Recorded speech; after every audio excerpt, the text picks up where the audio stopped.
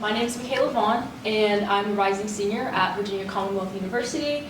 And this summer has been an absolute pleasure working with the Whole Sampling Group, in which I've been studying isoprene emissions from different tree species and applying that to urban planning for the LA Basin.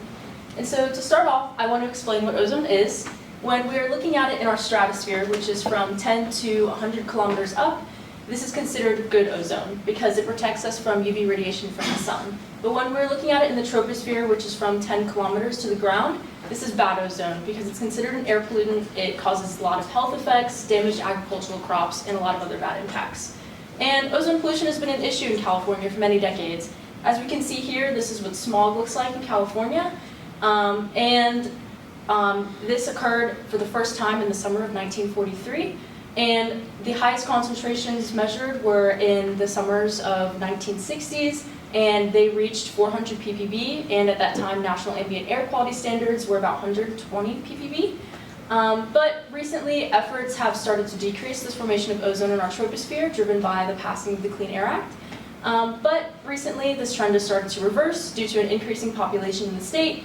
There were 157 days in 2020 where this air quality standard of 70 ppb was exceeded, but this isn't irregular for California since on average this happens 150 days out of the year. And so, to continue, I would like to explain how ozone is formed. It all starts with volatile organic compounds, or VOCs, and each of these VOCs have different origins, such as vegetation, or the combustion of fossil fuels in factories or vehicles, or the burning of wildfires or biofuels. And each of these VOCs have unique lifetimes and reaction rates. For instance, methane has a lifetime of about 10 years in the atmosphere, while isoprene has a lifetime of about 1 hour. And so this piqued my interest in wanting to study isoprene and its origin and how it affects our atmosphere. And so how this process works is we start with VOCs entering the atmosphere, in which they interact with the hydroxyl radical and go through multiple different chemical reactions in our atmosphere, in which we get secondary organic aerosols. And when these chemical reactions continue in the presence of nitrous oxides and sunlight, we get ozone. And so both of these products are air pollutants in the troposphere, and so it's a concern. And so what is isoprene? Isoprene is a compound produced in the chloroplast as a byproduct of photosynthesis through the MET pathway. It plays a role in plant growth and reproduction and tolerance to abiotic and biotic stresses, such as increase in temperature, light intensity, herbivory, or oxidative stress. And therefore, it's involved in the evaporative cooling process when the plant is undergoing heat stress. And so, to contextualize this a little bit, there was a study done in Beijing looking at urban versus rural formation of ozone via isoprene.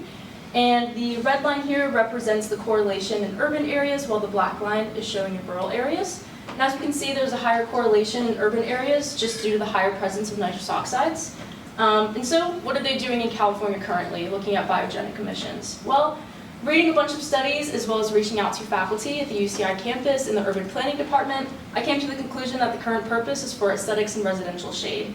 And so there's no thought behind the biogenic emissions being released and how they're contributing to the smog problem in California. And this study also found that only 5% of the species documented were actually native to the state of California. And so they'll be a little more important a little later on. And so my question is, should there be regulations in place regarding tree species to be planted based on isoprene emissions?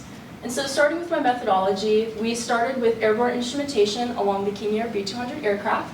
And the instrumentation is pictured here to the right.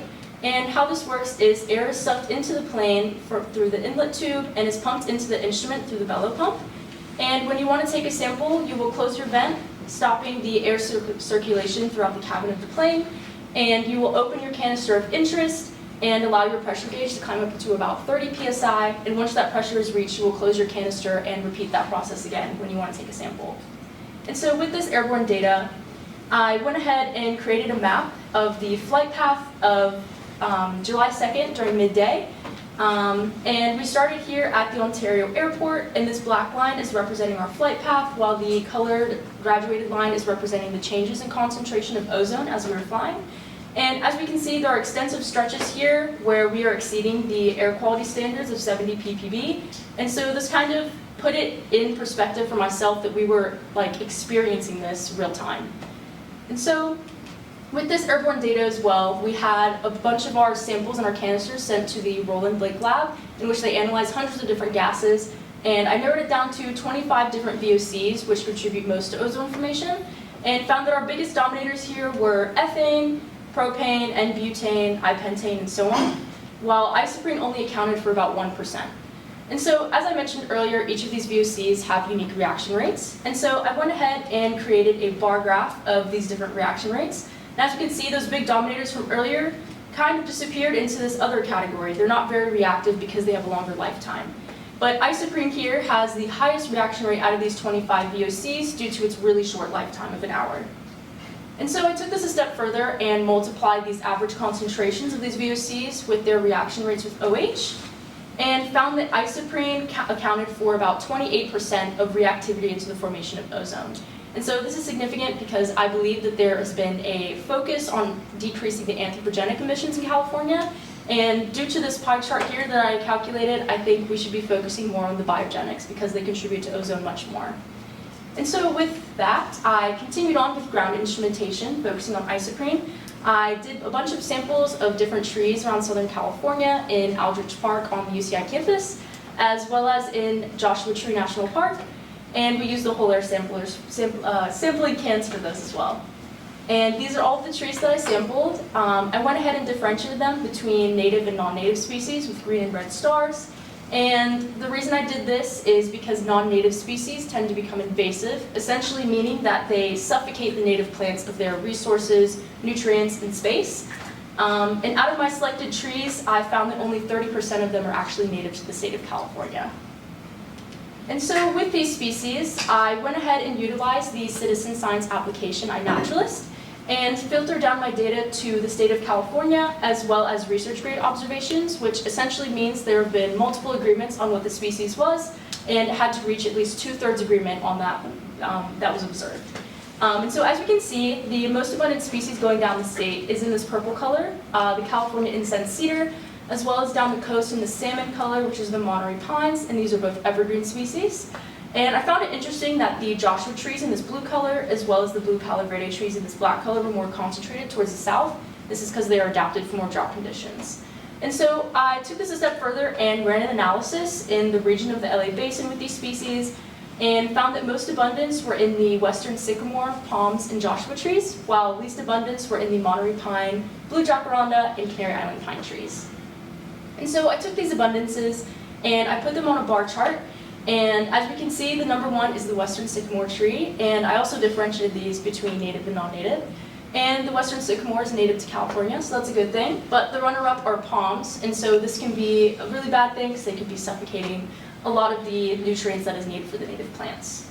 And so to back my citizen science data, I found the study that was doing a tree inventory of the state of California from the years of 2012 to 2022, and they found that in the cities of Los Angeles, Long Beach, and Riverside, that the most abundant plant family were the palms.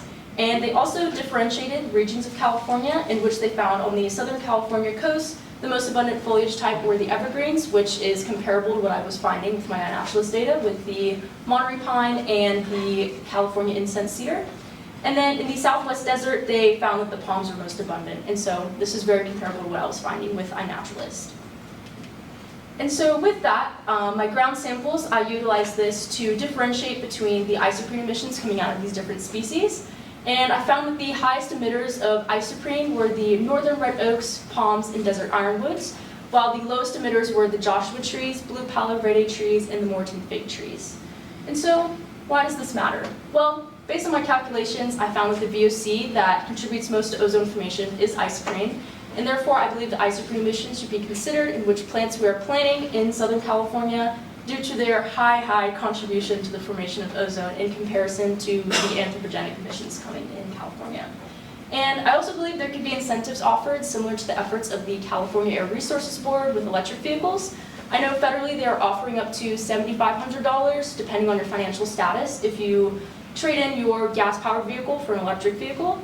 And so we could do something very similar to this with construction companies or landscaping companies when they're considering which trees to plant. And so, my proposed tree species to plant. First is the blue Palo Verde tree, due to being a low isoprene emitter as well as native to the state of California. It is also highly adaptive to drought conditions, and so I believe it would thrive in a climate like California. Additionally, the Joshua tree is also one of the lowest emitters of isoprene. It is also native to the state of California, and currently its IUCN status, or endangerment level, is of least concern, but there have been studies looking at how its distribution has been changing due to climate change, and they have estimated that by the end of the century, about 90% of the species will be wiped out, and so I think it's crucial to plant more of these. And now the palms are one of the not best species to plant due to being non-native to California, as well as one of the highest isoprene emitters. It is adapted for areas that are more tropical and have an access to a supplemental water source, and that's not very compatible with the climate of California. Additionally, the northern red oak is not the best tree species to plant because it's a very high isoprene emitter. It is not native to California, and it is one of the most susceptible oak species to plant fungi, and therefore allowing this species to spread or plant more of these could possibly lead to an infestation event. And so with that, for further investigation, I would like to expand this study to a larger scale of sampling for better statistical analysis of these different species. Since I only had 1 to 3 samples per species, I think it would be more representative to have 12 or more. Additionally, I would like to do a deeper dive into the characteristics of tree species, such as diameter at breast height, canopy cover, tree height, so I can calculate carbon sequestration and apply that to urban planning as well. And finally, I would like to refine models for identification of tree species through satellite observations like Landsat and AVERIS. I attempted to do this with hypospectral data, but due to the timeline of the program, it was not very feasible. And so with that, I would like to thank Dr. Don Blake. He has been one of the best mentors I think I've ever had. Very motivational, along with Katie Paradero, who's just been there for the entire group the entire time. Just very gracious for everyone here on this list, so thank you.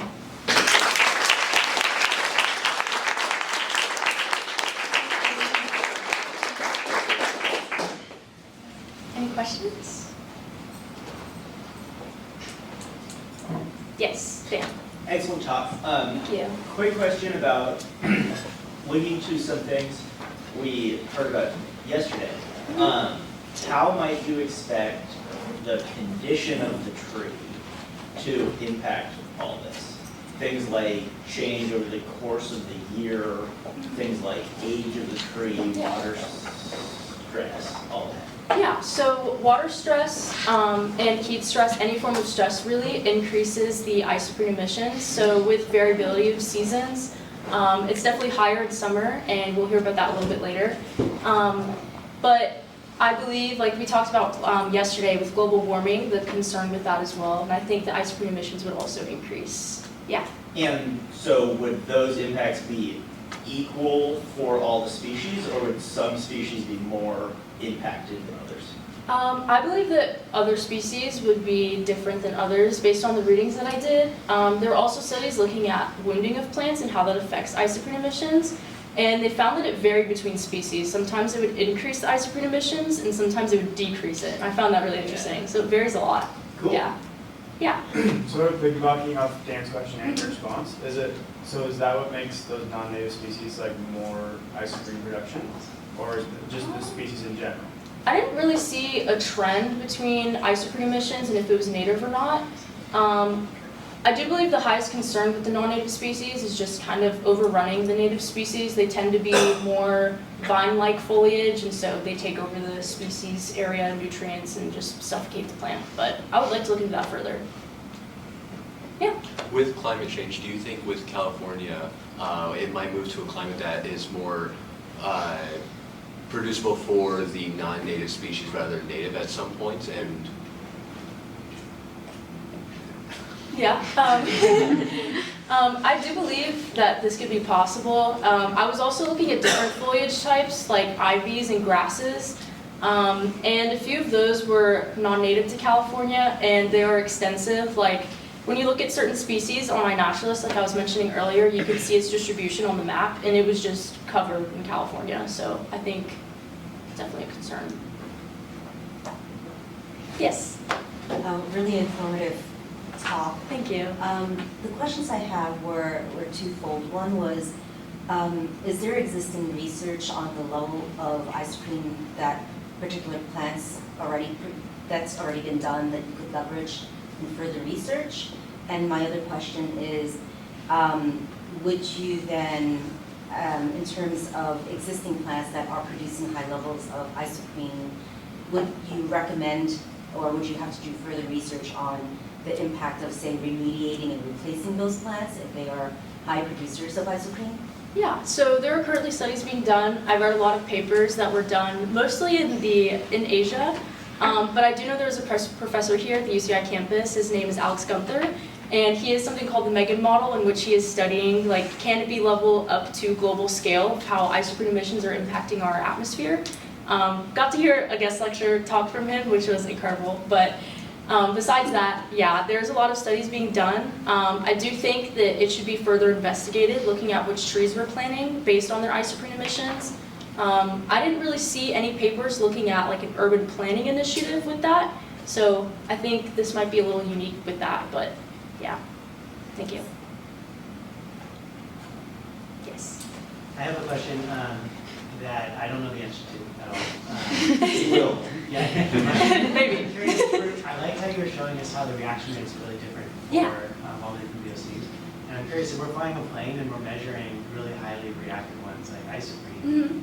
is it, I really like how you corrected that you showed it. I'm wondering, are we also potentially undersampling the more reactive VOCs because Yeah. you were saying how quickly they can, yeah. Yeah, so when I was wanting to calculate reactivity into the formation of ozone, I actually brought this up with Don and was mentioning that due to its really short lifetime, wouldn't we see less isoprene? And he's like, oh, you're very smart. But I think it's pretty representative of the data.